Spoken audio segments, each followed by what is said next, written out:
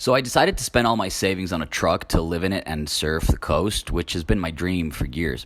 Granted, I spent 3,000 euros, which is not much, but I have a past of terrible money management, spending pretty much everything I made on experiences, traveling the world for over 10 years, working as a chef to make a living. And even though I don't regret a thing, living as Peter Pan in Neverland has its consequences because I'm 31 and I live with my parents and I have no visible income for the next couple of months. That's the reality of affiliate marketing no one talks about. But anyway, I bought it after going through what was probably my worst existential crisis, not coincidentally triggered by catching COVID.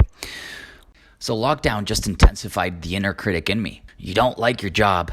You don't have money. You're still living with your parents. All your friends are getting married and you're still single. And the lack of money has always been an excuse for you not pursuing your passion in content creation. Where was I taking my life? So many questions and just so little perspective.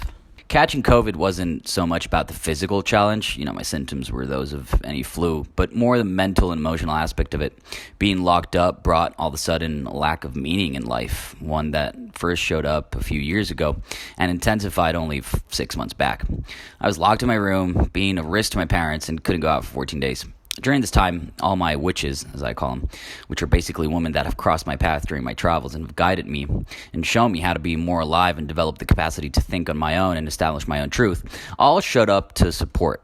My sister, one of these witches, sent me the contact of a clairvoyant, a friend of hers. They all live in Berkeley, which is home of the metaphysical healers. In that session, she confirmed that a part of me was dying and that I was actually preparing myself for a journey to meet a master and travel my own path, a journey to communicate my own vision. This, of course, was music to my ears as I interpreted it as permission from the universe to buy myself a van. However, after my session with Lisa, who beyond anything is an amazing person because she didn't even charge me since, I was broke. You are a funny man, Alvaro. You are a very funny man. You have so much money now. You were broke, but not anymore. No, so much money. Oh my God, wealthy. Such a wealthy person.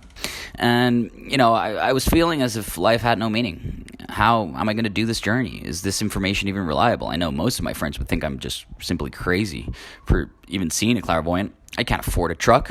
Nothing made sense. I love how I just talk in the past, like life has meaning now. Like I'm not crazy.